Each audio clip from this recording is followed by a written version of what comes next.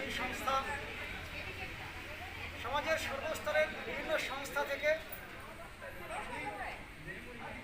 একটা সমাজের দুস্থ মানুষদের জন্য কিছু সেবামূলক ব্যবস্থা গ্রহণ করেছে। আমরাও শিশু মন্দিরের পক্ষ থেকে একটা সেবা কাজের প্রয়াস, আমাদের এই ক্ষুদ্র আয়োজন এটা আমরা করতে পেরেছি। আমাদের শিশু মন্দিরের বিভিন্ন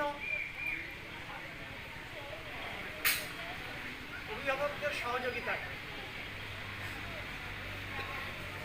তো শুধুমাত্র এই সমস্ত সহযোগিতার মাধ্যমেই আমরা যে সুস্থ, ভালো এবং শান্তিতে থাকতে পারবো তা নয়।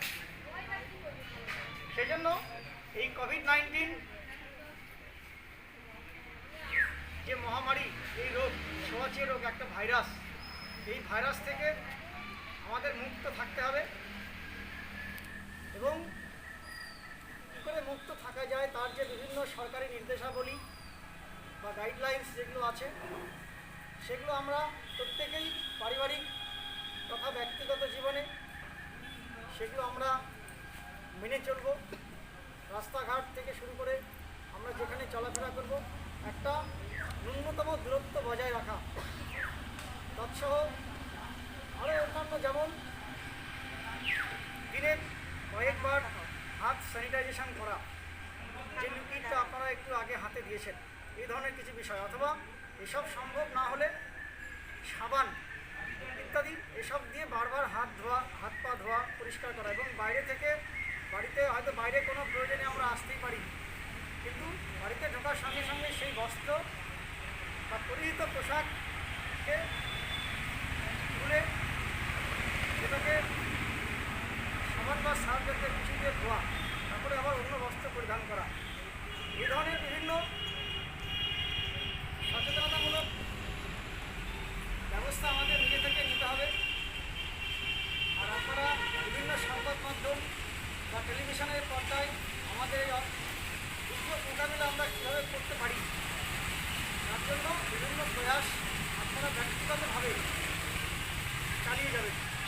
তো যাই হোক, আজকে সারদা শিশুমুক্ত বুনিয়াদপুর এর পক্ষ থেকে আমরা অভিভাবকদের সহযোগিতায় যে ত্রাণগুলির আয়োজন করেছি, এই কার্যক্রমের মূল সূচনা করবেন আমাদের শিশু মন্দিরের প্রাক্তন প্রধানাচার্য মাননীয় শ্রী রতন দেবনাথ এবং শিশু মন্দিরের সম্মানীয় কোষাধ্যক্ষ মহাশয় মাননীয় শ্রী নির্মল সরকার। আমি আপনাদের দুজনকে অনুরোধ করছি, আপনারা এই কার্যক্রম শুরু করুন। এবং আপনারা যারা একটু সাইডে আছেন তারা অবশ্যই এই লাইনেই দাঁড়াবেন। আর যারা দাঁড়িয়ে আছেন সেখানেও আপনারা ডিস্টেন্স, দূরত্ব বজায় রেখে দাঁড়াবেন। প্রত্যেকে অবশ্যই মাস্ক ব্যবহার করবেন। আর লাইনে দাঁড়ানোর আগে অবশ্যই হাত স্যানিটাইজেশন করবেন, তারপরে গ্রহণ করবেন। নমস্কার।